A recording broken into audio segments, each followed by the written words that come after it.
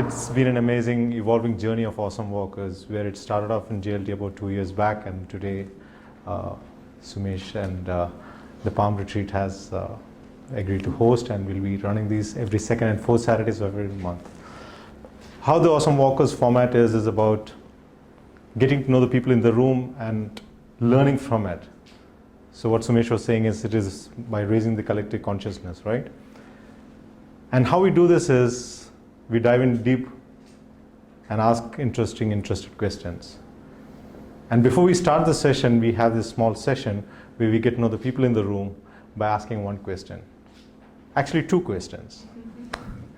The first question is, what's your name? You introduce your name, you just say what's your name. And the second question is, every week there is a question of the week. Each week we come up with a question, and that question is what you will answer. And everyone answers the same question. And with that, what we get to know is, we get to know the people in the room a little bit better. So the question of this week is this: what is your reason for being?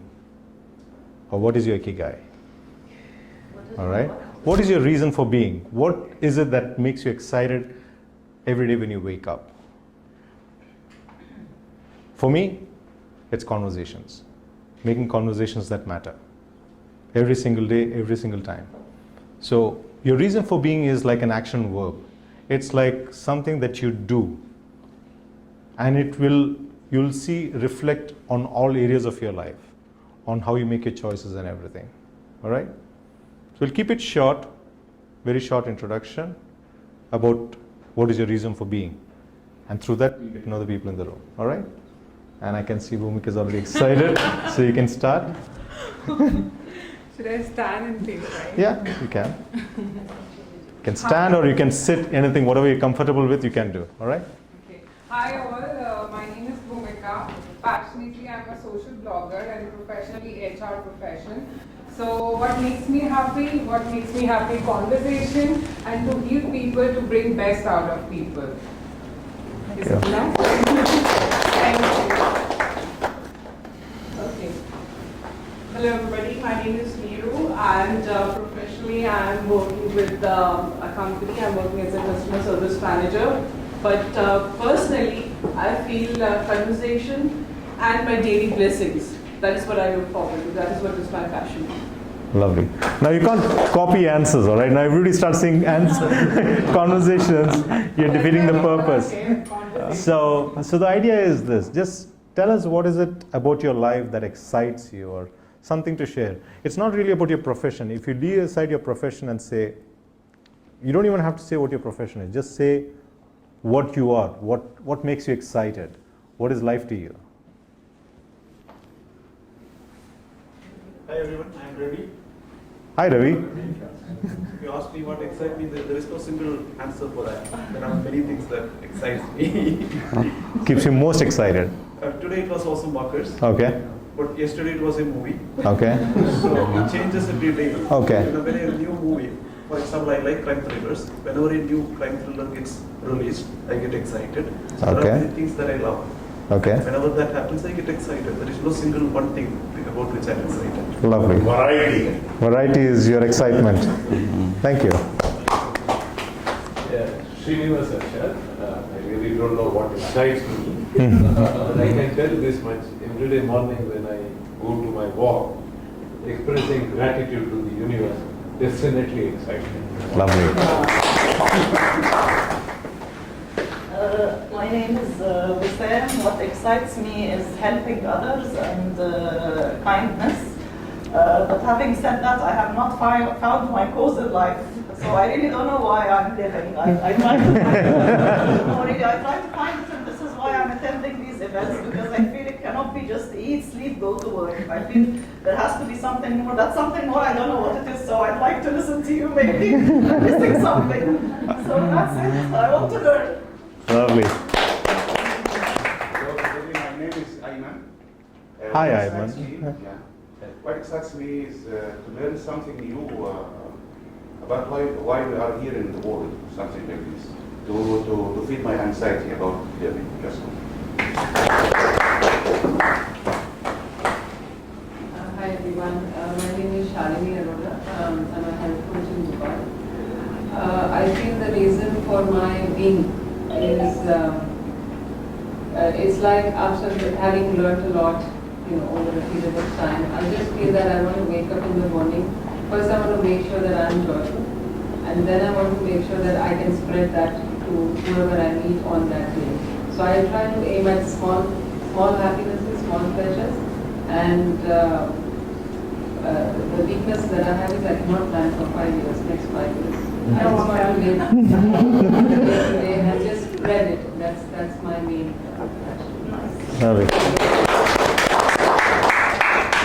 Hi guys, my name is Oma. I'm a multi-passionate person, but my main passion is to educate people on health and wellness. But as I grow older, I've realized nothing excites me more than food. So, cooking and food is my passion.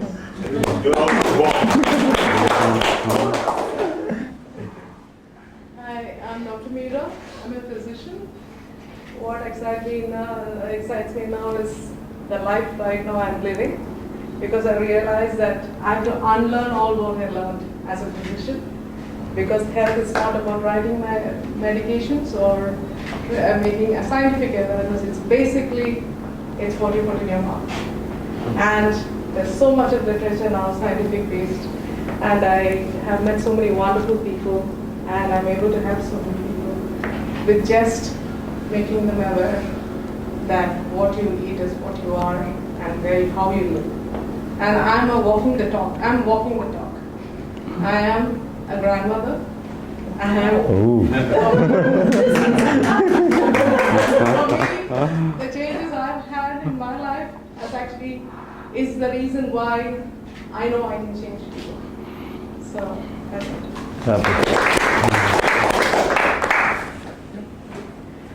Hi everyone, my name is Pratima Mishra and I'm from Abu Dhabi. And what excites me is to live in the moment. I like to capture memories, and I am sure today I'll take a good memories from here. And I always like to learn new things whenever it is possible. Thank you. Morning everyone. Morning. My name is Gaurav Paul.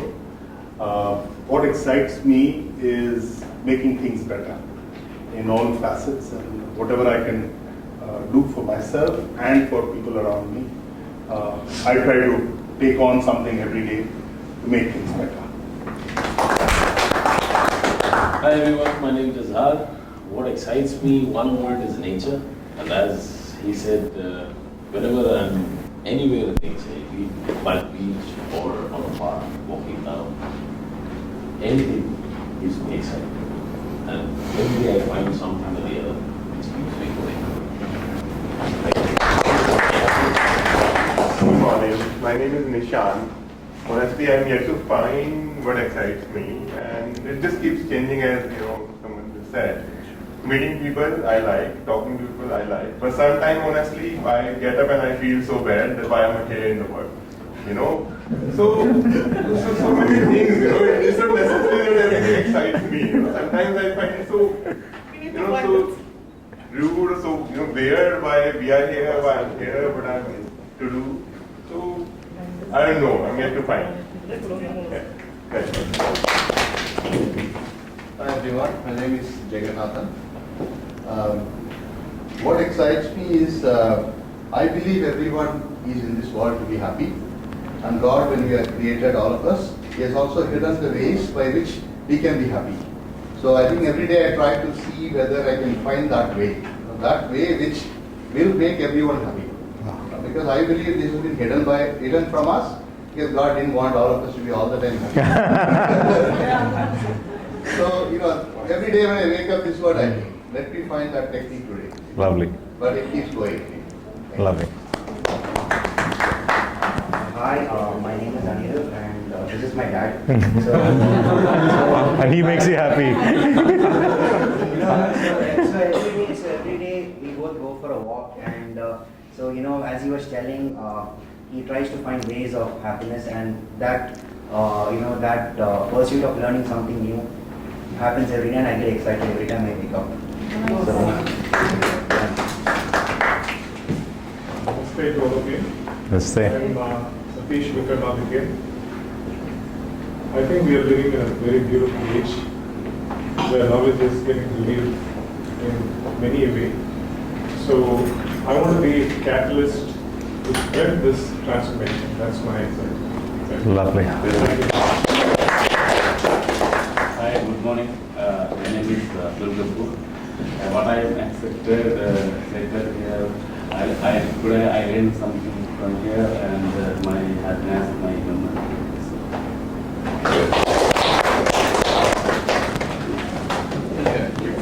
Hello, my name is Sumesh. Hi, Sumesh. To understand the secrets to find the true happiness and to find true energy and how to understand the self. You know, we always study mathematics, biology, all these different kinds of subjects, but you know, it's the more you know, the more we realize, the more we don't know. You know, there is so much more to learn. So there is so much of information which has been there thousands of years back. So my passion is to uncover this information from various sources from around the world and share it and then uplift humanity. Thank you. Lovely. Hello everyone, my name is Faisal Ibrahim. What excites me is I feel like I'm in a path of finding my passion. So I can feel that somewhere I'm close to it, and because of last 1 year I'm continuously attending this kind of session. So what excites me is very close. I'm living in the moment, I'm enjoying the moment, so I'm getting there. Thank you. Hi, good morning everyone. I'm Muhammad. I'm excited when around people happy, I am very happy.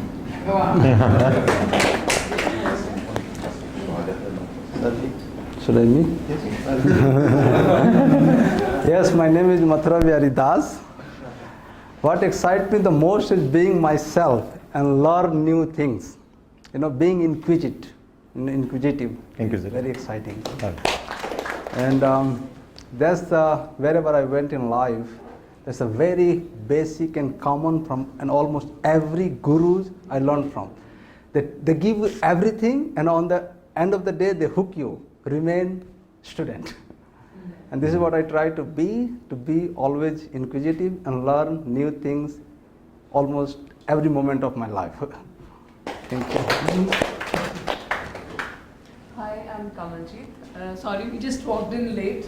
So I guess the question is what excites us? No, the question got, what is your reason for being?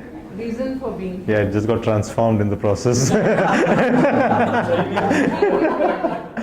What is? Company of like-minded people, and I've been on a path of self-discovery. So I guess that attending such events, it helps in that Lovely. process. Lovely.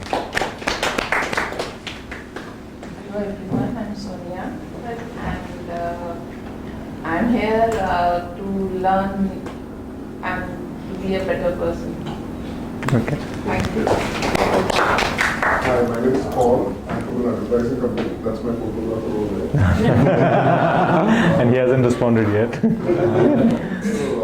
I've been privileged to attend Guruji's previous session, and I found it very quite, what do you say? It was quite interesting and it was very informative. So my part of my journey is to understand and learn more from people around me. So today I'm here for the same thing, to learn more about different people, not only for Guruji, but for various people that are around. Lovely. My name is Abhijit. I work in this hotel. So if you're not excited about the tea coffee, what excites me is the small goals, what I achieve every day in the morning. So that really excites me. Right now I'm learning a new language, so if I can say that what I learned yesterday, if I do it, so that excites me a lot. What are you doing now? I'm learning a new language. So that's Thank you. And the last person in the room who's holding the camera. Right.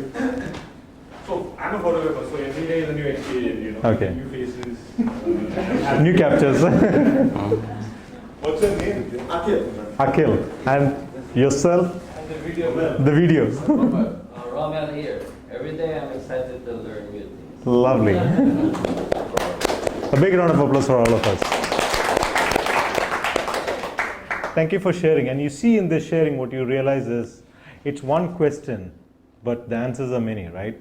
And we all look at life in our own way, through our own lenses. The reason why I started this whole Awesome Walker series was one fundamental belief that we can all learn from other people's lives and journeys.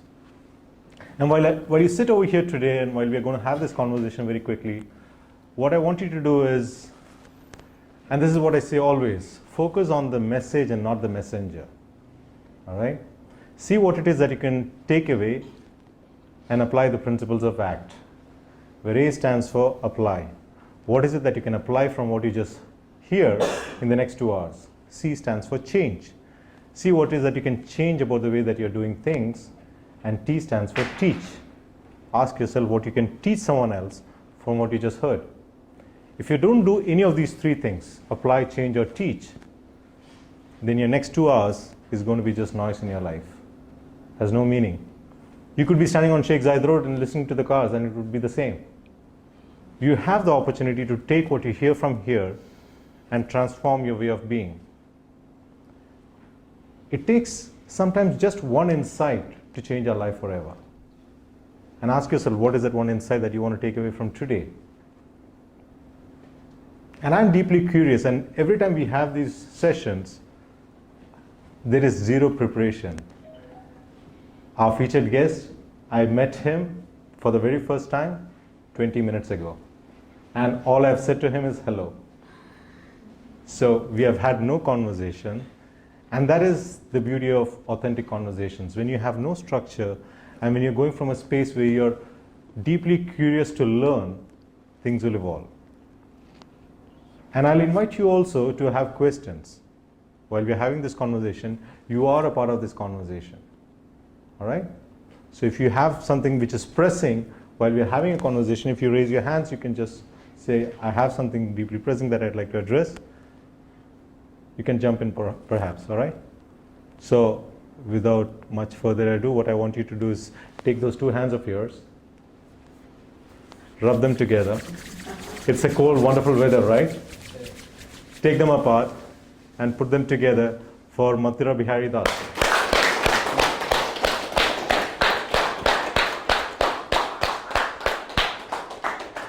Thank you, sir.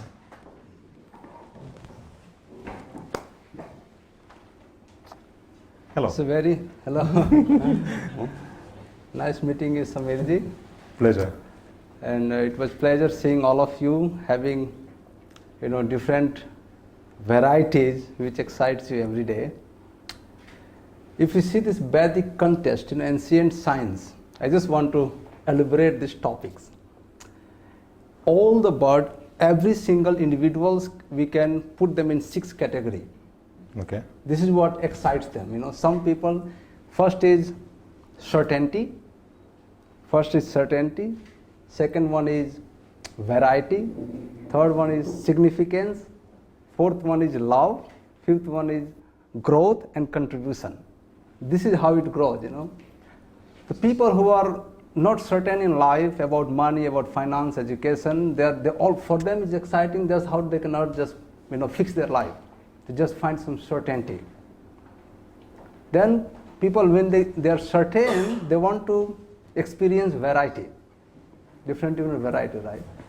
And once we have variety, we want to have significance. This is where all marketing industries catches our eyes. You do something, then you can just get the significance. You put yourself somewhere in the social order. And once we are having significance, we look for love, then growth, and then contribution. So all of us can look our life where we are belong from. Lower we are, unhappier we are. So to be happy, we need to extend ourselves. And everyone supposed to find themselves to belong from contributor group. And how we can contribute to society, contribute to our life, contribute to our family, or wherever we are, in any way. And that's what makes us perfect human. That's what makes us different from the animal, abroad. Where are you in this scale now? I try to be the contributor. Okay. And of course, my journey starts from the love. And you started from love. So you Yeah. said certainty, variety, significance. Love, growth, and contribution. Love, growth, and contribution. Okay. So wherever you are, that's from love, this humanity starts. And if you are somewhere below love, we are living under depression, under so many mental pressure. Love, growth, and contribution. What if we start from contribution? No, you can start anywhere. All the people are, if you categorize people, they only belong from these 6 categories. There is no other category in the world. So it's not a hierarchy. It can No be hierarchy. You can belong from anywhere. Okay. People can belong from anywhere and any moment. So if you want to look yourself, where you belong from. And all these 6 can exist in the person same time. Yes. But what is the percentage? What is the percentage? The contribution is supposed to be the higher. So how do you define certainty? Certainty, for example, that you are lacking money. Okay. So all you think about. How did you know that? You can find yourself. This is all about finding yourself. This is inner journey. You find yourself that what you lack in life. Okay. You are lacking certainties. There could be certainty can be related with anything. With a relationship, business, in education, job, anything. Okay. Let's backtrack and go back to Mathura Bihari Das. Yes. At the age of 3, you started your journey, you said, right? Well, this is how. That was in the profile. Yeah. It's not how you said to me, but. When I was 3-year-old. And where were you? In Bihar. I was born in Bihar. Okay. It's a very in part of India where I was born, and my grandfather was very, very great scholar, I would say. He was the one who never been to school, like modern school, but he learned so much things from so many teachers. So while my mother was pregnant, he kind of assumed that I want somebody special. So he started to guide her through this special meditation and special. And while I was 3 years old, he started to educate me. And that's where I started. Okay. My journey. Gopalganj. It is very nice. Somewhere like it touches from Uttar Pradesh. So this is where I started, and eventually different guru, because in back home we think that education starts while baby is in the womb of the mother. There's all these neurotransmitters are really built, and if you learn this Vedic scripture, you can see so many stories are like that. In fact, I have written a book. It's called Yogic Science of Divine Pregnancy, where I already describe all this aspect that when mother is pregnant, what she need to do in every different month. There's 38 weeks of pregnancy. What you need to do to make this superhuman baby inside the womb, and everything you put in the form of seed, and when this baby comes out, all this good seed which you put in the baby's in the brain, it start to transform. So it's all about putting the seed through the meditation, through the food, through the good energy surrounding. So I was lucky to have most profound teacher from my very young age. They would come to my house, they would teach me. So I would go with the modern education along with this. What would they teach you? Well, principle of life. The thing is that 3-4-year-old baby, they does not have developed brain. So what they would teach is for example, respect, being grateful. You can teach them. This baby practices itself, and by the time it becomes mature, it becomes part of life. So all the rituals, very scientific ritual, they would teach. They would ask you to meditate, do yoga practices, and all this principle of life which adds values. This we call it sutra, different sutra. This kind of one line formula, but can really have the huge impact of life. So basically, all these ancient books are written in Sanskrit. So basically they would teach some sloka, some formula which you don't really understand anything at that time. So you just recite it, hear it, recite it, and by the time you become certain age, this meaning transforms within your heart. So that's a difference, because when you learn it, when you recite it, this sound is such a profound phenomena that any word you take that language, any word you take from any language, and you don't know the meaning, you just keep reciting, this meaning will transform in your heart. If you pronounce it perfectly, this meaning, you can take from Arabic, you can take from Sanskrit, any word. The rule is that you must pronounce it very clearly and correctly. The meaning of it transforms. So all these mantras are like that. They don't teach meaning. You just chant it, and according to your personality, according to your range, whatever you deserve, that meaning start to transform in your life, and then that knowledge becomes, it's very easily you can implement in your life. So there is a huge difference between knowledge collecting as a term of information. So when we collect as a term of information, we don't really know that it will create transformation in our life or not. But when you receive with this process, there is a guarantee that you will transform your life. And this is why following this process is very important. So what you're saying is, even though it may seem meaningless initially, the meaning will evolve and come into you. I mean, if you teach meditation of 3, 4 year, 5 year kid, he doesn't know what meditation is. But he will be able to benefit all the, aspect of the But this is the case even for grown-ups. They don't realize initially what is the benefit of meditation until a long time, right? Yeah. I mean, you know it, but you don't. When you are grown up, just you sit, close your eyes, you feel better just next moment. But when you are a small baby, you hardly feel anything. That comes to my next question actually. At that age when everyone is playing and everyone is having a good time, how did you respond to being sat down and being taught and asked to go through this extensive learning process? That's not extensive learning process. That's the part of play, it's not like somebody is coming. That's the way of lifestyle. Education is supposed to be the lifestyle.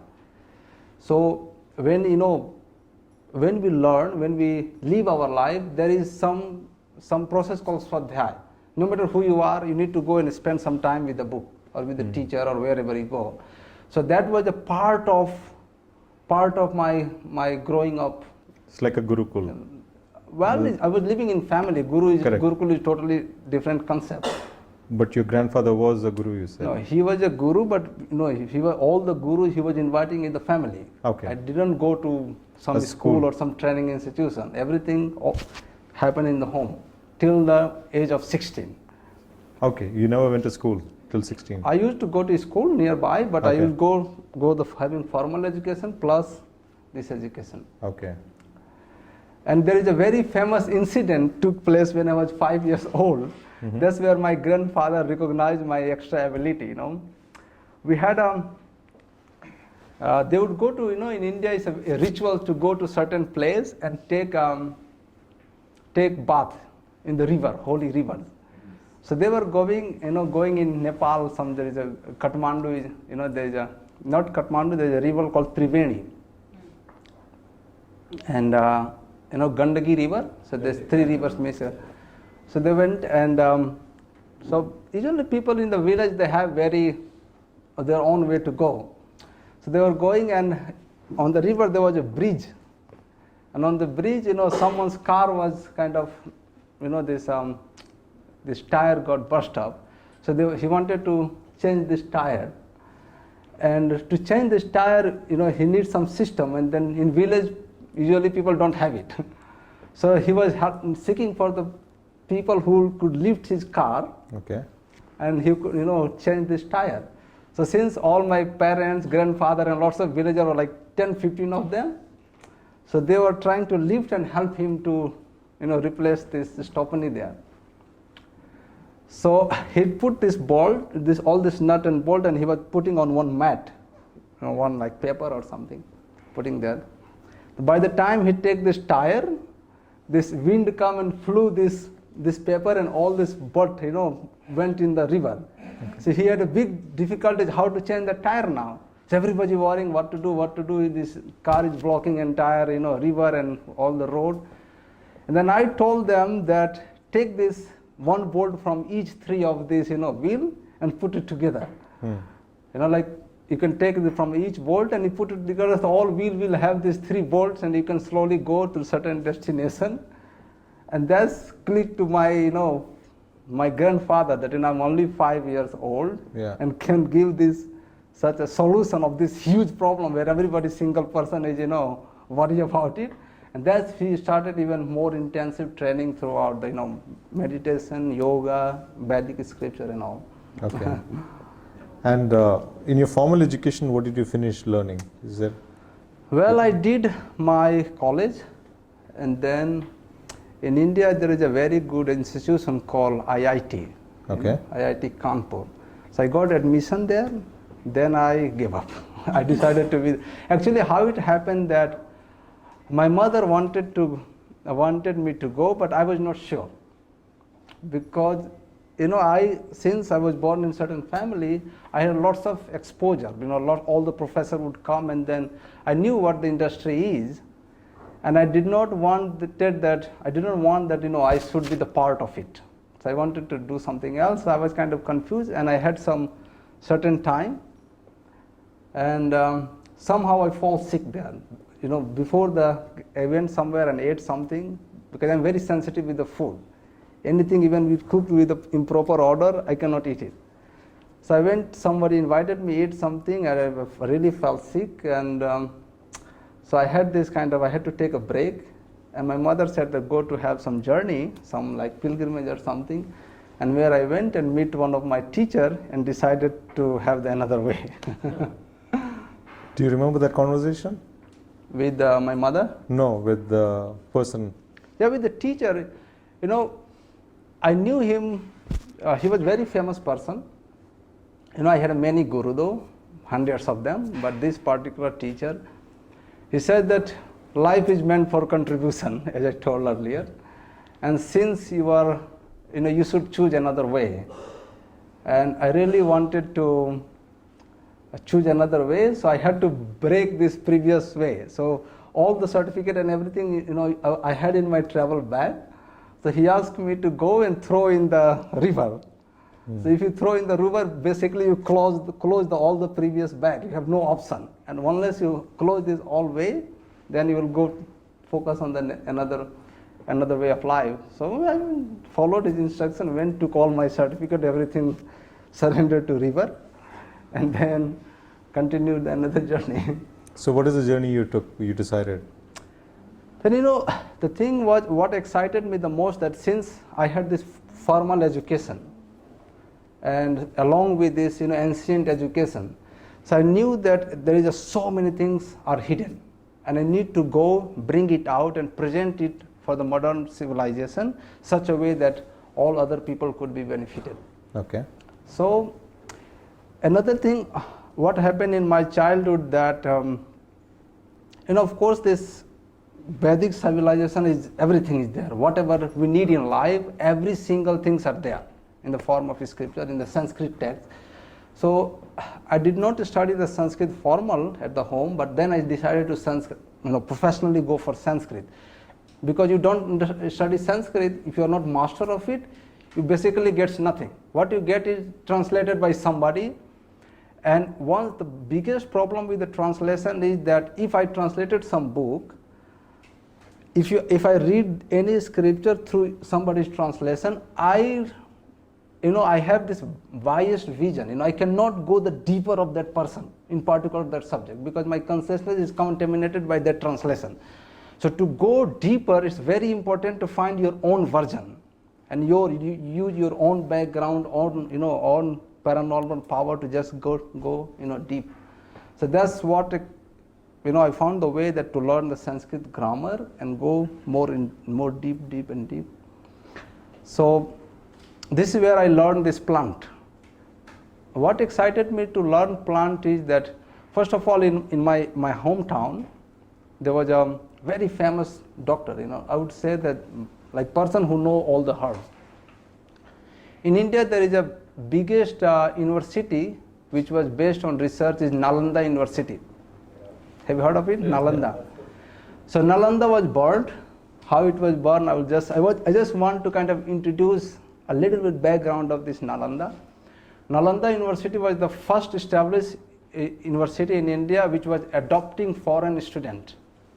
So thousands people would come from China, from Arab, from Europe to learn there.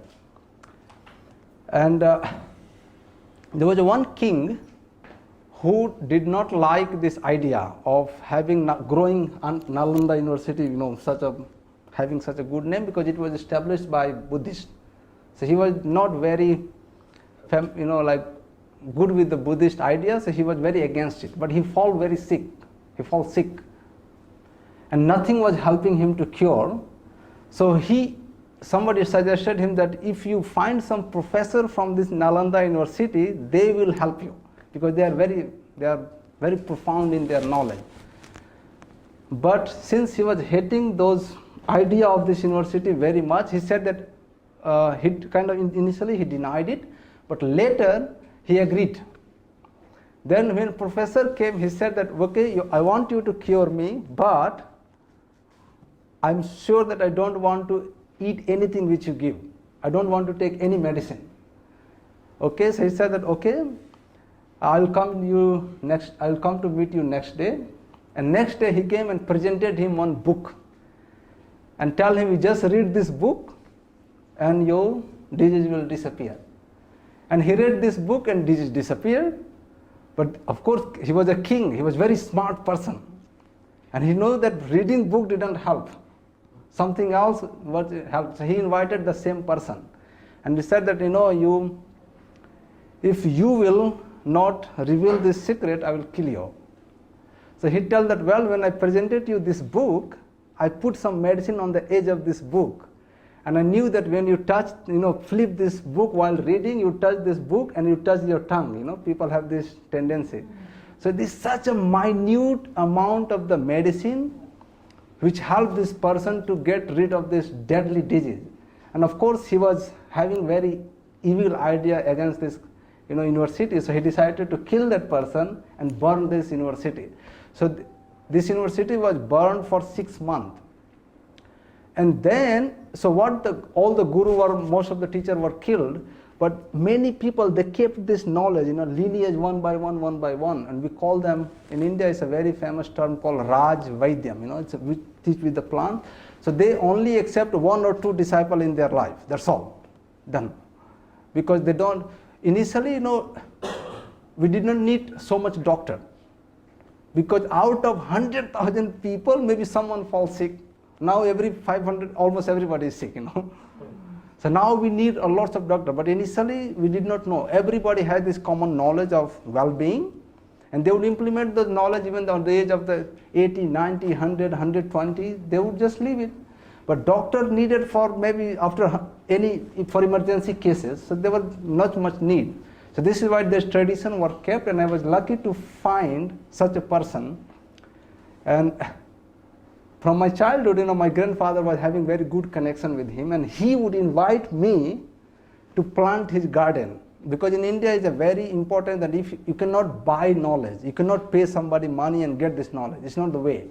You need to serve the teacher, because if you don't receive this knowledge in proper order, that knowledge will not transform your life. Because there has to be some energy exchange. And money is a very large form of energy exchange, I would say. So the best way to serve, you must serve your teacher. So he would plant like thousands of this different plant, and he would just initially ask me to come and water it, So I would just basically go to help, and to make me excited, he would cook nice sweet with a beautiful cow. And since he was a master, so he would feed this cow with a particular herbs. And if you eat this, this milk or anything cooked from this particular milk, which really help your consciousness very high. There's medicine called Jivanti, by the way, if you just need to know. Jivanti is a life, it boosted the life force energy. So this is where I developed this taste with the plant. And so by the time I was 6-7 years old, I would know at least 1,500-1,600 plants. But plant is alive things, and we need to learn this art of communicating. You just touch this. You need to evolve your senses on such a subtle platform that you can touch the plant and feel their potency. And there is there's medicine is just not a herbs. You need to learn this science to communicate with them. For example, if there is honey, and all this medicinal property is governed by stars. Now since all of you are aware of astrology and stars and moon, how much this moon energy and sun energy can impact our life, same way they impact on the plant as well. So you need to know, you need to approach with the proper attitude to harvest them to get their maximum benefit, maximum potential. For example, I was talking about the honey bee, this bee, honey. So to harvest this particular honey, it has to be harvested on the full moon day. If you harvest from the same place on the, it's supposed to be harvested on the dark moon day. If you harvest in any day, you can practically see the difference in the lab, the nutrients value. Even 1 day before or 2 days later, you can see such a huge difference between honey. So honey will just be the sweet, but it will not have any healing potency. And how does the moon have an effect? Well, that's a big topic to discuss. That's all the golden breathing about, to balancing this, how the moon. For example, women can feel it very well, good way. When you are getting menstrual cycle, and when this full moon is coming, it has this more than 10 times, disturbance in your mind. How it does is, moon is very well connected with our body, with water. And when you go to the sea, even this, when full moon comes, this sea rises higher. So 70% anything we consume where it is full of water, like in our body 72% of water. So once our body cannot communicate with the moon, not harmony with the moon, this moon can influence our body part, water of our body part, and we can have lots of mental disorders. So wherever is the moon in every plant, every herb, there is a moon, there is a water.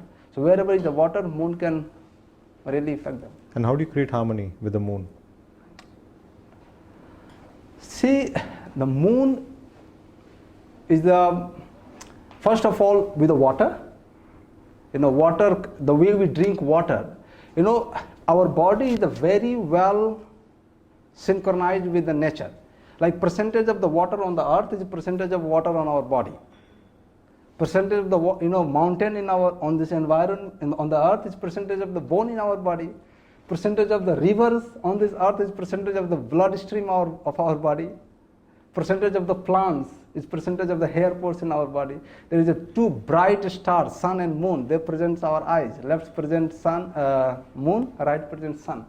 So breathe and water is the best way to balance this both energy, sun and moon, breathe and water. If you just know how to use water, you can cure 72% disease of the body, or at least you will not get them.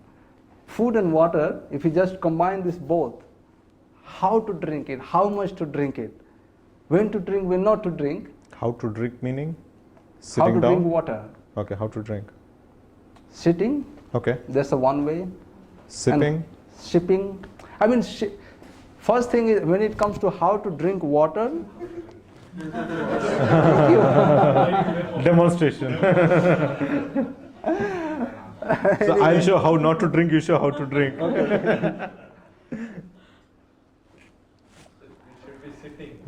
First thing that is very important to sit and drink, while sitting, because when you standing and drinking, we develop all types of joint pain.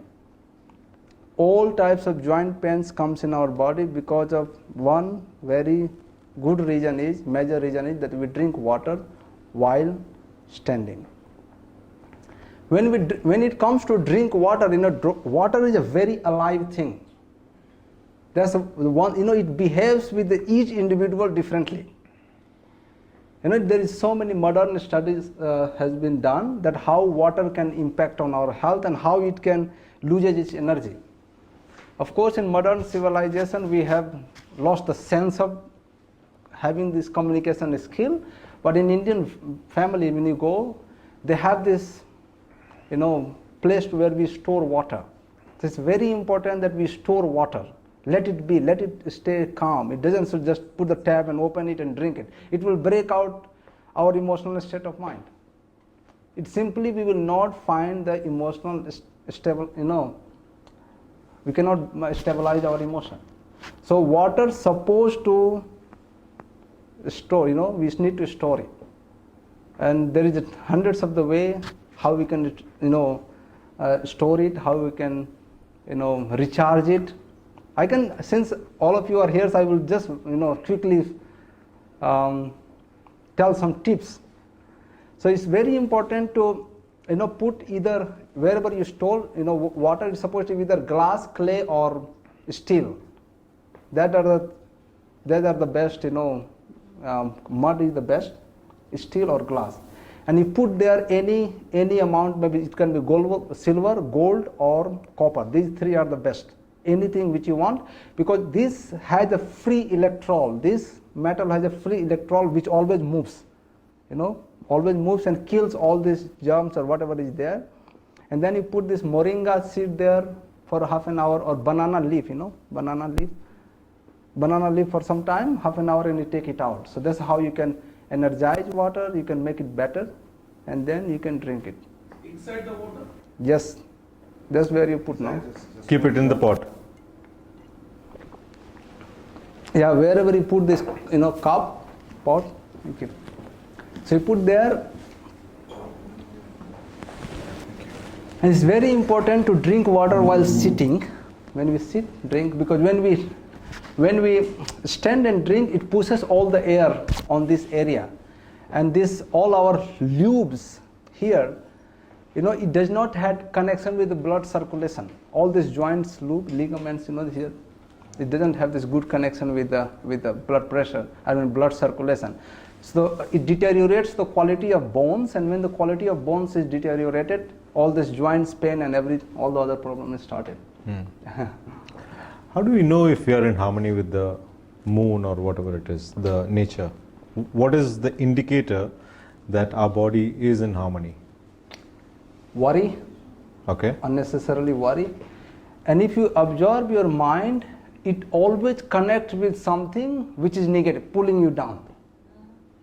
You just sit or be yourself, it's always, you find some reason or other, you will find that something will put you down. Something will, tracks you to the worry. If you are having it, you can find that you are not having, and something irritates you always, without any reason. You are not balanced with moon, sun. Okay. There is hundreds of the way, but these are the most practical way. Are you married? Yes. I have a son. Okay. 3 years old son. Okay. Yeah, we live in Australia. They live in Australia. Okay. I live everywhere. And what is your way of raising him up now? Same way. Same way? Yeah. When I was raised, my grandfather was a very thick person, He was his own way, but I want to give marry, west and east. So all together. Nice. Yeah. Any questions before I proceed? Anyone wants to ask something? Yes, I'd like to ask you questions on what is golden breathing technique and how can we increase the life force energy, the prana within us? How does golden breathing technique help us fire the neurotransmitters, and how can we be free of depression or loneliness or unhappiness? How can we avoid popping this sleeping pill, or how can we be free of these antidepressants, or how can we sleep better without alcohol?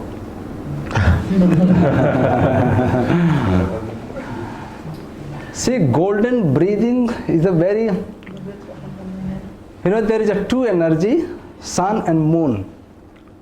Sun presents coral, not ruby color, and moon presents white. But when you mix it, it becomes alloys like gold. So this is where this concept of golden breathing came. When you put in the harmony, this becomes golden.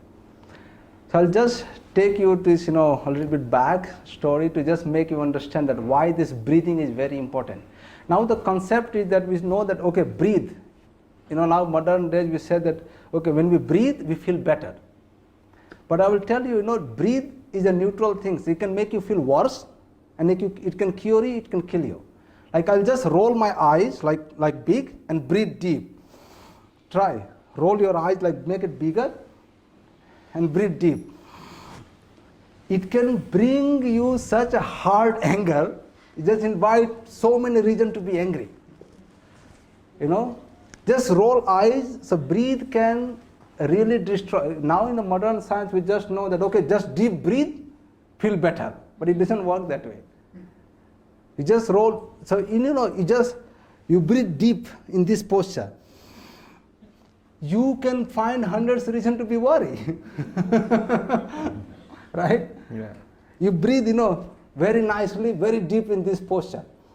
You will find no reason to be inconfident. You lose all your confidence. So breathe, the posture is very important. And the quality, we breathe is very important. So, how it works that since human is existing on this earth, we tend to create lots of pollution with our thought, the way we live. And nature, somehow God knew about it. So he created many ways to neutralize it. So when after sunset, billions of the stars and moon comes on the planet to heal it. And they release some energy, combination of this energy, we call it Amrita Prana. Amrita Prana. So and they are very present in the early, just before sunrise. So this is why the reason is that when we go anywhere out of the window, and the freshness we feel in the morning, we don't feel any other time. Because this, whatever is charged by the sun, moons, and all these billions of the stars, is distributed by sun to all other living entities, and whatever is absorbed goes to the ocean, water sources are green, and it's very less percentage is existing on this earth. So this Amrita Prana is very important to nourish the all cells of the body, because why we fall sick? So biggest reason is that our cells of the body start to lose its own intelligence. That's the best reason. So Amrita Prana is the nectar of honey of I will come down. So that's the Amrita Prana, So this Amrita Prana is meant to nourish the intelligence of the each cell, and this is life force energy. This is a very difficult to put in one form, one word. Like prana itself is such a difficult to translate. You can try to train all types of electrical energy, magnetic energy, electromagnetic energy, photonic energy, thermal energy, healing energy, mental energy, emotional energy, spiritual, everything is prana. And in scripture it says that chale vatam, chale chittam, all this, everything moves in this world because of the prana. And once prana disappears, everything disappears. So even when we die, there is 10 pranas. When we die, only one prana lives out of this body, which prana itself. And there is apan lives, byan lives, saman, udan, there is different times it lives. But in many ways, there is a yogic practice that even you die, after third hour, another prana lives. But there is 3 hours, there is many yogic practices that were, ancient yoga, they can bring this soul back to this earth. So back to this, golden breathing. So this is a very important for every individual to just walk out of the house and just catch this treasure, this gold, which is given by nature, to absorb it, and once we absorb it, it boosts up all our neurotransmitter. So we focus better, we feel good, and even having the one session of this golden breathing can boost our neurotransmitter for 2 hours. Can I just ask something? How do you define life force energy? What is your definition? This life force energy, that actually the traditional meaning of life force energy, that's something which is the base, which supports your life in each aspect of the life, and which are the cells. It can be neurotransmitter cells or what other cells of the life, So the energy which is beneficial for each and every cells of the body is the life force energy. Where does it exist? It exists in the nature. Okay. And we need to grab it with the breathing technique. The breathe is the best way to breathe. Okay. Like oxygen, this is oxygen for the body, oxygen for the cell. And of course, this is, I'm just going to be, make it more elaborate. Most of the time we think that oxygen is a life force energy. But if you see it, let's see the water.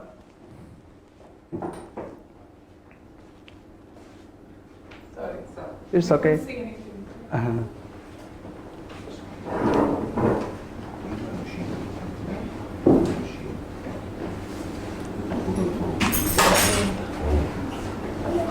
So life force energy is something which is most essential for the body.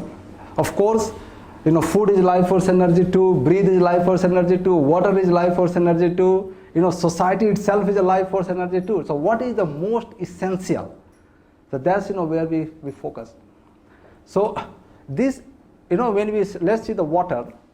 So when you see the water of the ocean, for example, you just see the water. But when we study it separately, you'll find that there is a water, there is salt, and there is so many hundreds of the other minerals. But we in general think of as a water. Same way the prana, when this sun and moon recharges this whole air, so when we breathe it, we just breathe in the form of air. But there is so many cells in the body which are unknown by modern science. They are activated, and they are the one who absorb this this prana and gives this intelligence to our cell, and so they function better. They transform themselves into the multiply better, and they do their duty better. Okay, I've heard about this concept where our bodies and our way of being actually creates blocks which does not allow the life force energy to enter our body. Yeah, it does. We create our blocks through our belief system and everything. It's called, it can create anything in the food we eat, the association we take, the book we read, the way we talk, everything can create this blockage, and that's called nadis. There is 72,000, it's not the veins, like literally sometime, when we have normal talk, we just say, okay, 72,000 veins are there. But these veins are not the literal translation. These are the energy channels, and which does not exist in material form. You cannot touch them. You cannot kind of meter them with the technology. They're like access points. Yeah, this is they're there. They exist, and once we have this blockage can be created by food we eat, by toxic, how unhealthy we are, the way we think, and everything together that can create this blockage. And then when we start this breathing, it start to activate all those cells and slowly start to clear up our blockage. All type, this human heart is designed to experience 16 types of positive emotion. This is how, and we somehow 16 types of positive emotion. Positive emotion. Like animal cannot experience of emotion of having laugh. They cannot laugh. Animal cannot laugh. We are designed to laugh. Animals can love. Well, if you go on the term of scientific form, you can understand it, but they cannot laugh as often we are. Yeah. They don't possess. They can laugh, but they cannot enjoy pleasure of giving. Yes. They can enjoy, but very certain, the possibilities are very less. We know that pleasure, when we don't laugh, we have so much problem, physical problem, because we don't laugh. But same way, when we don't experience this all aspect of the emotion, this creates blockage. Like we don't laugh, it creates lots of blockage. It makes us stress, it makes us, worries. We don't enjoy our life. But one laughing can itself help us so many ways. Same way, giving. Our heart supposed to be, this nature of this heart to be soft. What is the difference between, two person, what defines their quality? That's because this softness of their heart. No matter how big person you are, that's your external quality. But your inner peace depends on the softness of your heart. I would ask, there is two person. One person, works in the slaughterhouses, kills thousands of the animal every day, enjoy it, killing. But there is another person who is afraid to walk even on the small end. What is the difference this in both person? Because one person heart got so stone, even harder than a stone, doesn't feel anything. There is no feeling. But where the person who has problem walking over the small, end, he got very soft heart. So when this energy channel start to block, this is what it does, is that it makes our heart harder and harder. And once it becomes enough hard, we don't live, we become worse than animal. We simply don't function on the level of human. So you call it hard. What do we call it strength? Heart is a place where we have all the feeling. All the feeling where this is designed, This is the area and this is the channel where we experience feeling. So where we experience feeling, we call it heart. I know, I mean not heart, I mean hard. You said hard. Our heart becomes very hard. Yeah. Right? Instead of saying it is hard, it is not soft, but it is strong. Can you be soft and strong? The thing is that there is a huge difference between being strong, like you need to, strong leader, being a strong personality is there is a definition. What is the best, what is the definition of yogi? So they said that he is harder than stone and softer than the butter. His heart is harder than the stone and softer than the butter. So being strong strong is something else. What is the difference between it? That he can function in both ways. I mean, you need to become hard, but when your heart is hard, you don't have value. But when you are strong, you have values. So you don't break the ethics, So if you're going back to the example that you said about the butcher who is in the shop killing meat, yeah. But he goes back home and his son falls sick and he's... This is what I said, that we function on the very, the area of our loving, even tiger can love his own baby. So our loving, area really shrink. We need to, as a human, we need to love all the humanity, and then we need to start loving all other living beings. But when it comes to the loving all humanity equally, this person finds very difficult to do it. Even somehow he pretend to be love all human, but find the greatest difficulty to love the animal, because he doesn't see that how much cow can give milk. He only sees that how much meat is there. There's a vision totally changes. So the way you perceive things, that's how life proceeds, What do you see is the biggest issue in society today? No, we need to finish this golden breathing purpose, right? No, Shall we go through an experiment? No, it's not about the experiment, but I just want to finish explanation, because when you deviate, it becomes difficult. Sure. So this energy, this energy stays there, and we have got very limited time to experience it every day. Like, all the mental stress we have, you just go out, walk, breathe it, any way you breathe it, you just feel it. This energy comes in your body and makes you feel better. So there is a many technique which of course you just go and deep breathe while walking, it benefits you. But there is a certain posture, you sit in that, certain procedure to follow it, like Sumesh was telling, that it's very important to have the counting, but of course you don't have count, just go out that moment, breathe it, and just get advantage. Now is to get the maximum advantage of this air, like let's see if you don't have time to do this breathing, so you decided to walk, so just drink enough water, clean yourself, because unless your stomach is clean, this pran does the magic. It is very important to have enough water in your body and clean stomach. So just have the water, drink it, clean it. Even if you want to take bath, or if you don't want, just go and have a walk. And while walking, you can have the deep breathe, and that will help. And of course, when you follow this all the technique of the golden breathing, that's the magic. Because there is certain posture you sit in, so that sitting in that posture, helps us to just get this maximum advantage of this life force energy. You gave an interesting example of someone in China.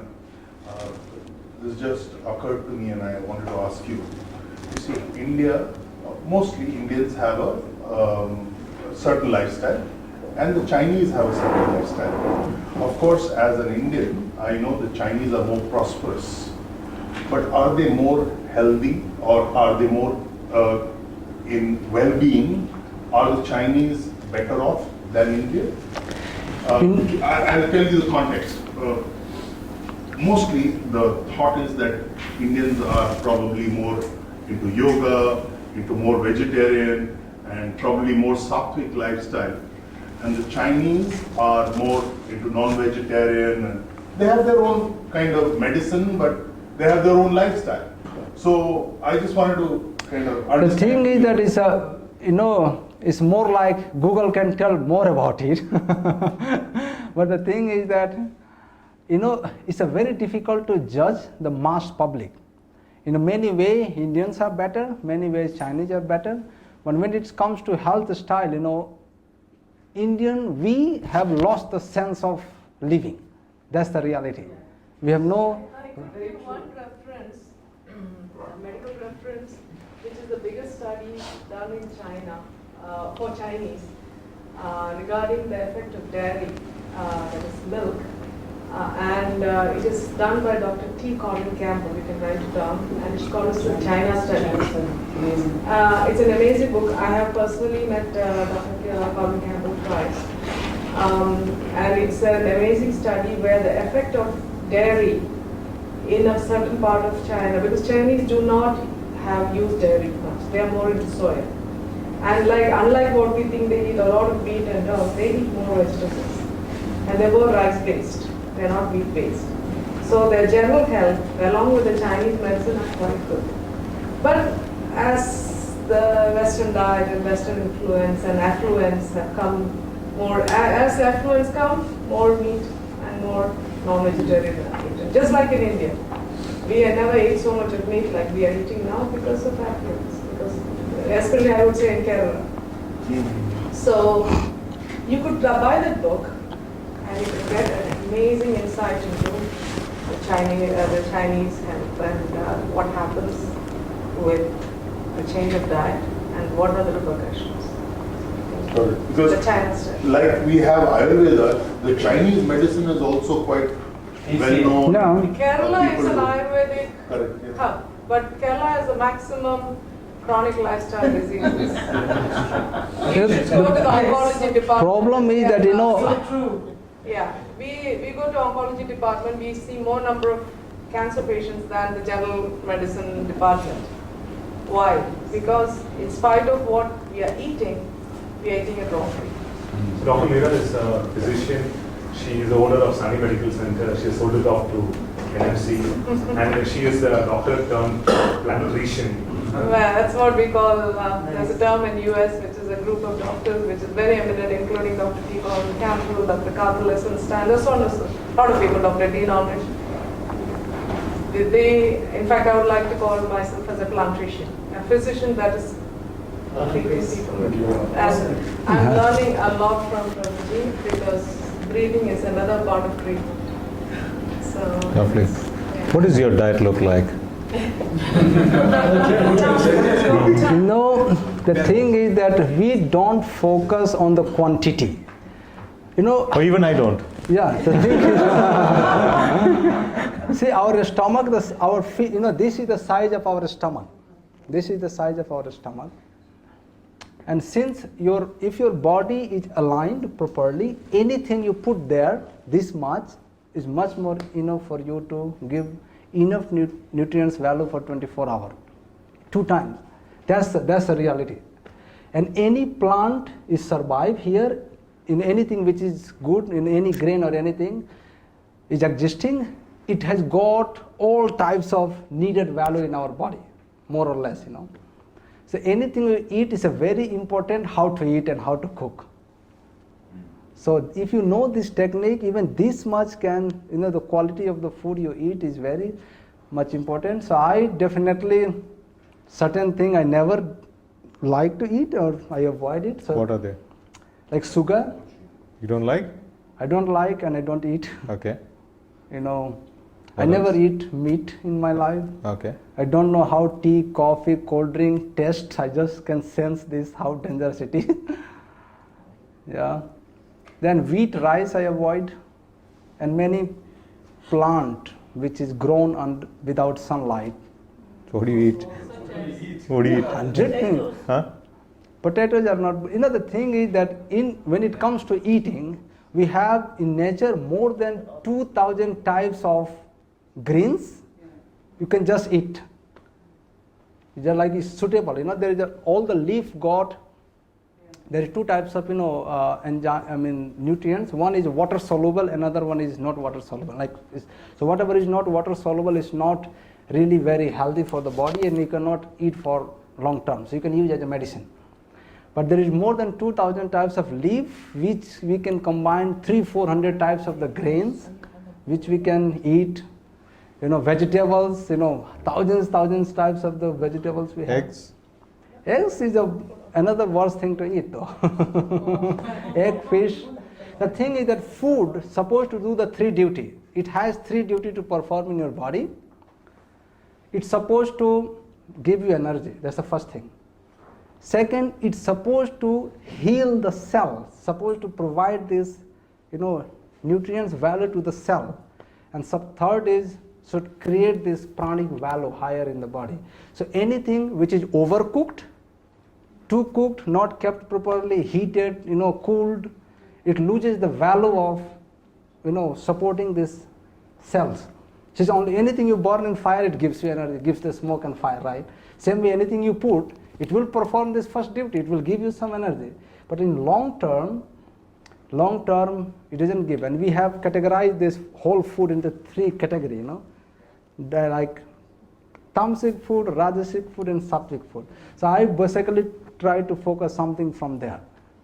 So even we don't know, the biggest problem with the modern thing is that we need to kind of marry this ancient wisdom and modern wisdom together, because we don't know that eating rice means inviting cancer, giving this invitation for the cancer and all types of disease.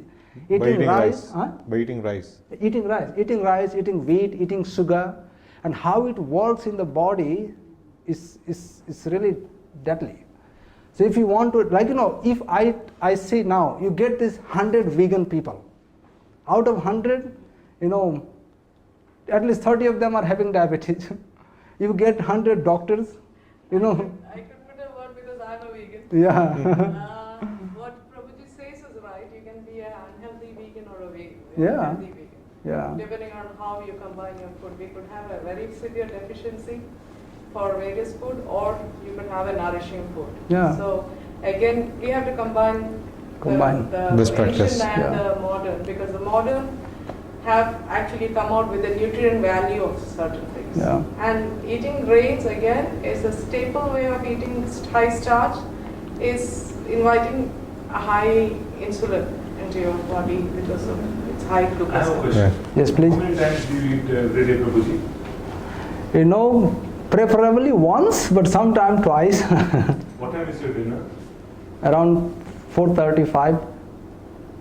You go to sleep by 6? No, I go 10. Usually I go to sleep by 11 and wake up by 2:30. Yeah. That's in general life. I go to sleep by 11 and wake up at 2:30. This is how I function. 2:30? Yeah, he said no, 1.5 hours before you have to drink your water, before you do the meditation, before sunrise. So that means, yeah. I write book. I'm wondering. It's publishing, now we'll publish. preparing for it.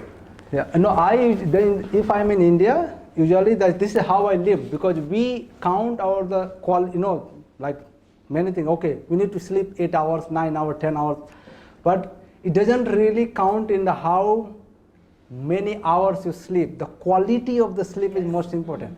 So when you lay down, it takes for normal people to have 3 hours to go on the certain level, which for us takes maybe 15 minutes. Yeah. So, yeah. REM. Yeah, 50 minutes we can just go on the proper scan, then you Deep sleep. Yeah, deep sleep. And if I'm really having a very busy schedule, sometimes it needs maybe 10-15 minutes break in the daytime to have some nap. Otherwise, I function very good.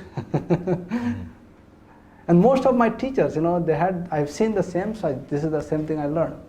So how do you reduce the sleep? Any? Sleep itself is the best way to sleep on the back. And when you go, if you define the sleep, it's very important to not eat or drink 3 hours before. It's very important. Not even water? Water you can sip small amount, but not too much.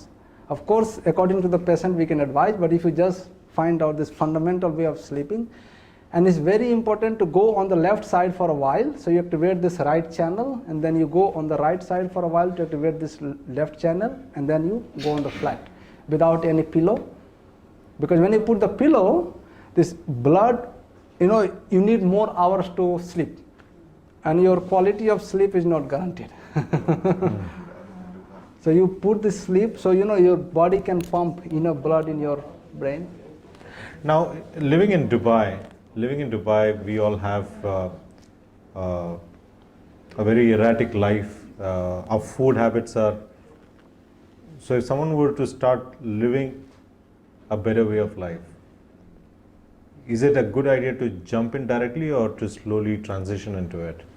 If you jump it, if you are healthy, not having chronic, disease, when you jump it, in 2-3 weeks your body will adjust. Okay. If you go through the proper breathing, proper drinking, and proper food. If you just jump without in your own way, it might cause the difficulties. But if you anyway, transition period is a bit challenging, but it's only for 2 weeks, maximum 3 weeks. If you marry with the breathing and drinking, within 2 weeks you adapt it, body adapt. But if you are having some disease, then you need to have proper guideline from wherever you are and coming to the healthy state of mind and body. You practice as a life coach. Yeah. Can you tell us a little more about that? In life, in general, we think that life coach, is a big responsibility. And to be life coach is a vast training. This is how we understood, as a guru. Guru used to, as another term of the life coach. And now what we know that you just master some skill, and in that particular skill you can become coach or whatever you want. But actually to become life coach, you need to master in all existing aspects of the life, right? Especially the well-being, 360-degree coaching you can say. So you need to master basically all these, aspects. So what I did is, or what, was how my teacher wanted to, me to be, that master each aspect of the life, which is most important. Subtle energy, gross energy, food, well-being, financial structure, mental structure, physical structure, good planning. Because unless you function on the very proper, consciousness, you cannot do it. And the biggest problem is that, the highest number of the people learn from our own mistake. But we need to develop this tendency to learn, to absorb things. Like, when you see smoke, you find out there is fire. Right. You don't need to burn wood to experience this smoke.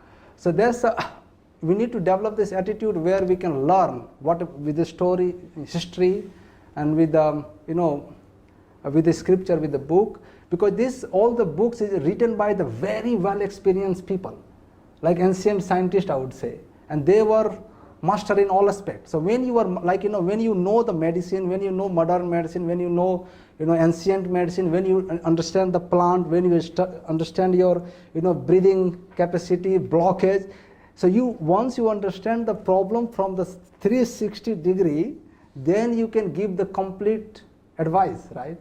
Now, not like modern science. Okay, if you need to go for eye, you got the problem with the eye, you need to go for eye specialist, heart specialist, kidney specialist. Before it used to be only one. The same way the life coach used to have only one person who is master in most aspect of the life and can guide very correctly. Because if you don't really have experience in every aspect of life, it's difficult to guide. You go to some person, he tells, okay, you eat meat, you give up this, do adopt this, then you don't know what to do. So then you need to find some person who can explain all the questions and give you this your own vision, marry your own vision, his vision, and which motivates you to bring the change, adopt the change easier. It's all about change is very necessary, and we are changing it every day. So when we understand that what we are, what will be the consequences of my change, then it motivates people to adopt it faster and adopt with the confidence, not with the doubt. Because they're eating pill, have 1,000 doubt that will it help it, not help it, has no benefit. But as a life coach, when you have this ability to answer all their questions such a way that they adopt it, it becomes easier to transform their life. You're traveling from here again. Where to you going next? Back to India. Back to India. Yeah. How long are you going to be in Dubai? I will be here till 14th of February. Okay. Then 15th I'm flying back. So Valentine's Day you'll celebrate here. Yeah. Yeah. Golden breathing techniques on Valentine's Day. Yeah, that's the best way. So what are you doing here in Dubai? Yeah, we are trying to develop this project called Just Be You. I have found foundation. Now I want to bring this concept on the global world, global platform. Just Be You. It's very important to be ourselves.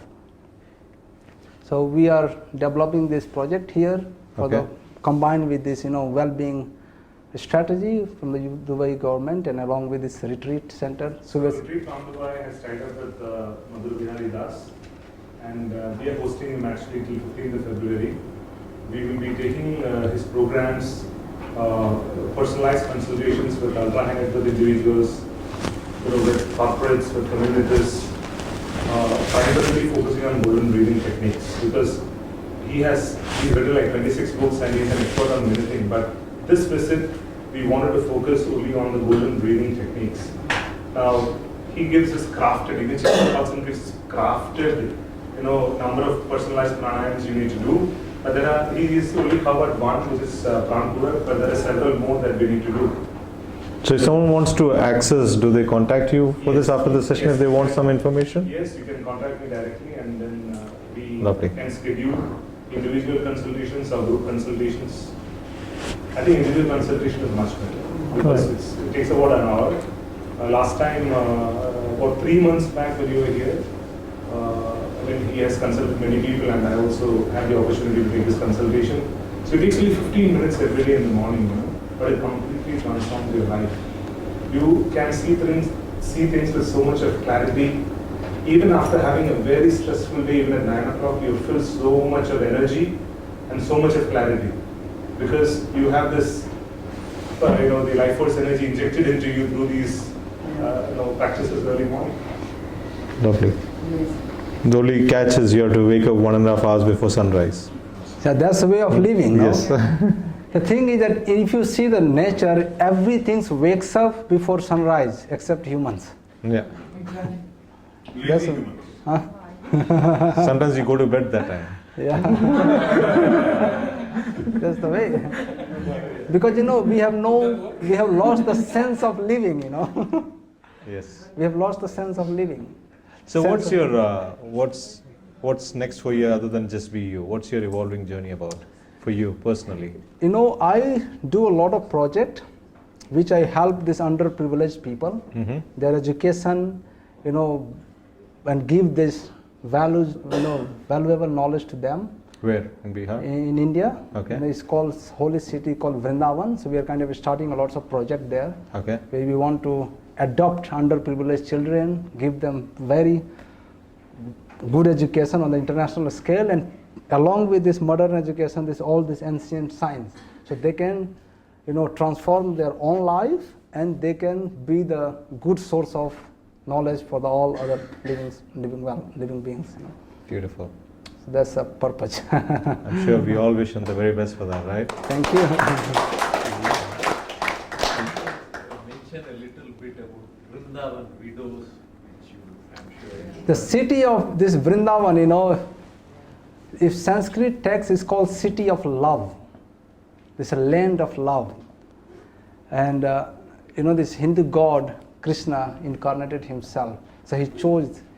So when he incarnated, when the big businessman travels, they travel with their own plane, own security and everything. So when he planned to incarnate on this earth, so he brought this piece of land from another planet. And that's what it called the city of love. This land is so well connected with the heart that, when I used to work in China, many people, no matter what you try to do, nothing helps them because they are so, ill. So we bring them there, let them be in that, there is some places are there which very well connected with the, environment, with the planetary system, and we just put them together. I took Meera, took Jay there. So you just put it there for some time, teach them certain meditation, and all this land itself connected people with their heart. And they feel there is nothing like, planned there. It's not such a well-planned city, but since this land itself is a very well connected with the heart, when we go and be there, you feel that your life is totally transformed. Okay. One last question. Yeah.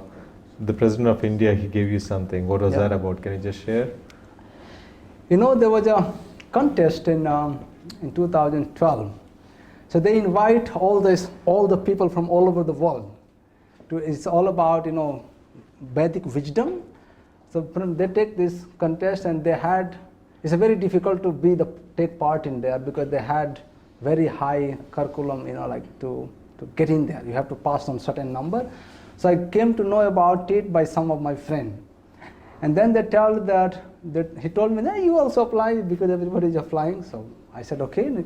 I don't like this examination because I think that it's like my firm belief that piece of paper should not define your qualification. Thank you. Same. So that's what, this piece of paper should not define your qualification. I never sit in this exam. Even I got opportunity to do my PhD from Oxford or here and there, I never was eager to get it. But since many people, okay, we are going, so you also come.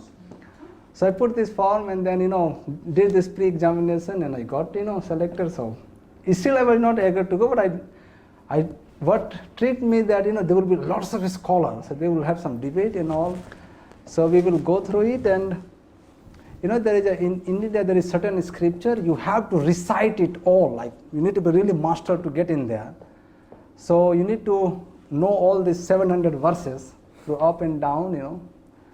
So I was very good at that particular subject what they were selected, because when I went to study the Sanskrit grammar, which has a 400 formulas. It's called Parani Ashtadhyay. This is the most well-known, most scientific book on entire earth.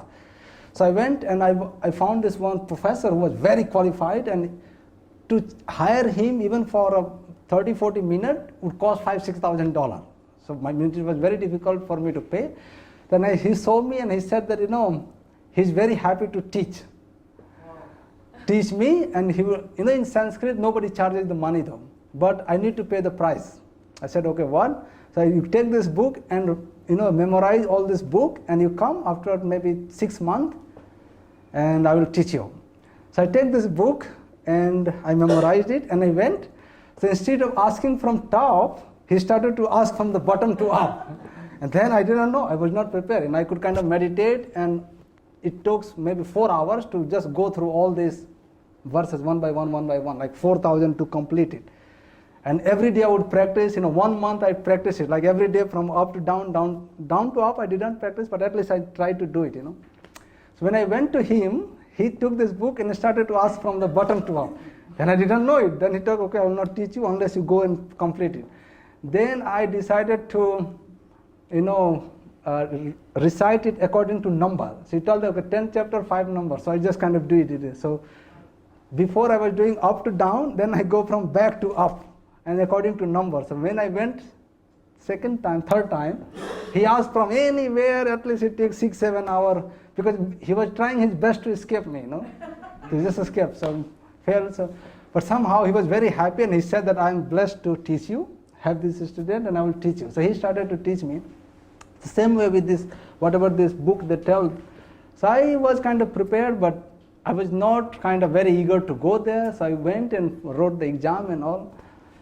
So what was the shameful event there, that all the top prizes, like 10th, they started to announce from the 10th, 10th, 9th, 6th, 7th. So 10th was given by one of my friend. So when he came, so I know that, kind of, I know a little bit better than him, so maybe I can come. Maybe 9th, but 9th, 7th, then I always lost hope, and I went outside of this pandal, because anyway, event is over. Now they'll just, give this award, then finish. So I was not even present there, and what I noticed that all these top awards was going for the Germans from here and there, They were not belonging from, scholars were not from India. And President of India was giving this award, and so many people were there, and it was very, all Indian politicians, it was very shameful for them that, in the land of India, all these top awards is going, there. And then all of a sudden they put this, I heard my name, Mathura Bihari Das. Then I thought that since I left this program, they started to kind of announcing that I should come, So I kind of ran to this program, I ran this program, then I saw that they were projecting my name, my photo on this thing, Then I was kind of, very surprised, and I ran on the stage. Then I kind of find out that maybe they have something for me as well. So I ran there, and then President, she ran and hugged me and said that you protected the pride of India. Because that was the first prize. And the person who got the second prize, he got 76%. And I got 100%, 600 out of 600.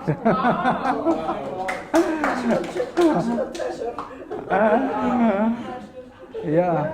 What is your favorite sloka from Sanskrit? There is hundreds and hundreds of Your them. favorite, number one. If you had to say only one right now, which one would you pick for this audience? There is a verses in this book called Bhagavad Gita.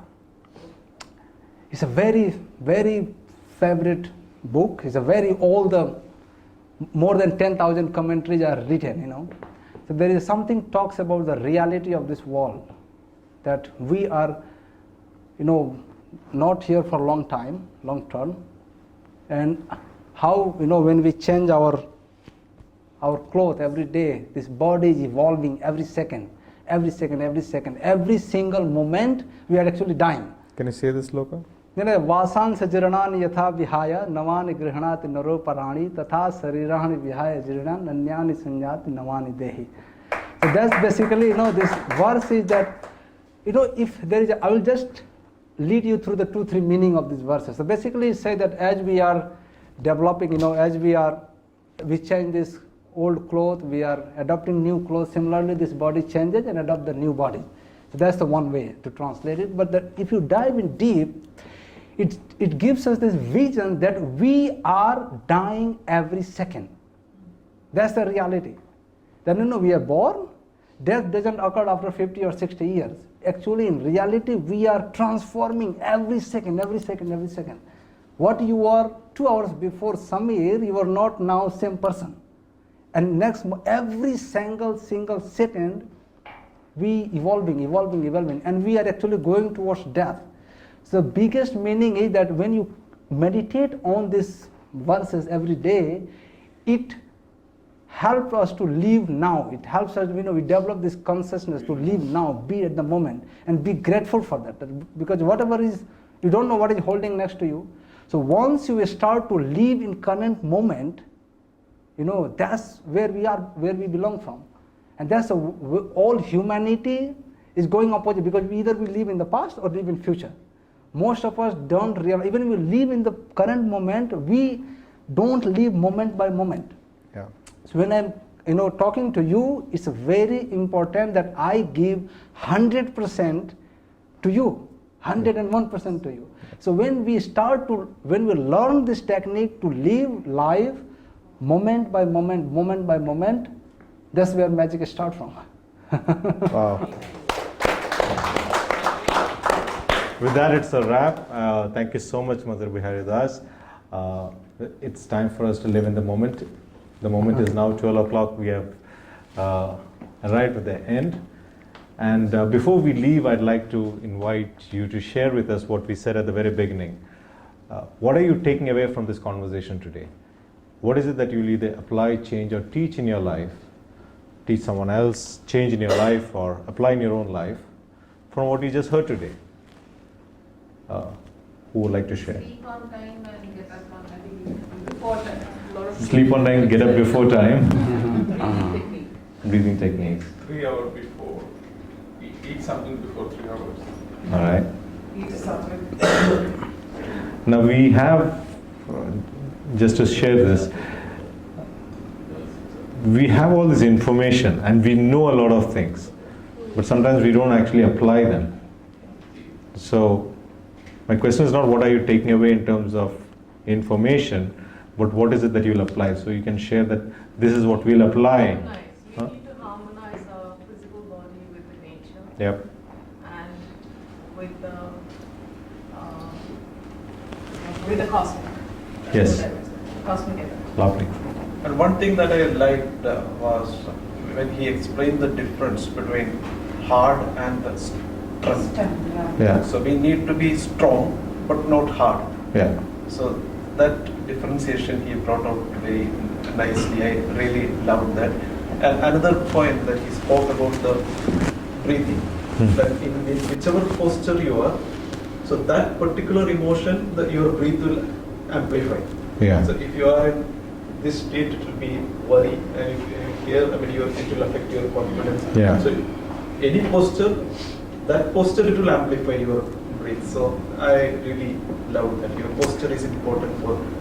Breathe. Is such a universal phenomena that when we eat, we breathe differently. When we sleep, we breathe differently. When we are angry, we breathe differently. When we are in love, we breathe differently. When we share, we breathe differently. When we give, when we take, we breathe differently. So this is, such a, breathe is the word, in one word, breathe, in the Sanskrit there is a verse, chale vate, chale chittam. The breathe, the quality of breathe we take, that defines the quality of mind. And the quality of mind defines the quality of life we have. Yeah. So it's very important to start from the breathing. Beautiful. Yes. Yes. I just wanted to ask, first of all, it's a fantastic talk. I just want to ask you for meditation. Is it important to do it early in the morning, or can you do it any time of the day? And when you do meditation, do you follow it with the, do the exercise, like I know a lot of us three follow the and stuff, but is it important to do it before and then do meditation? Can you do it later? Meditation itself, as I told you, that anytime you close your eyes, you get the benefit of it. Anytime you just close your eyes, do nothing, just close your eyes, observe your breath, you have this tremendous benefit. But when you do early morning or before sleep, it has a longer effect. Meditation has taken, so many shape. Now, like most of the meditation start with the music, and which is the very wrong way to do, I would say. It's nice, like you cross the river with the boat, and then you take the boat on your head and walk. That's how it is. It's a very helpful for in the beginning to help, but then you don't find your own sound, you don't find your own rhythm, you don't find your own space in meditation. So you always need to you want to go further, this music you pull you down, maintaining always the same. So there is no transformation. There is certain transformation in the beginning for sure, which helps you like a boat to cross the river. But once you cross the river, and if you are smart enough, you don't like to carry your boat on head and go. Lovely. Lovely. with that, we'll call it a wrap. Is there anyone else who wants to share one or two takeaways? Or Can we'll I ask you, please, if you don't mind, to repeat the 6 things in the beginning you said to contribute on? I want to Certainty. Yeah, certainty. Variety. Certainty, variety. Right. If you Right, or take a bit, you wait 1 second. Okay, whatever you want. Because it's really, I think this is very important actually. You know, anybody only function from anywhere from the 6. What is the, priority in their life? You can see it.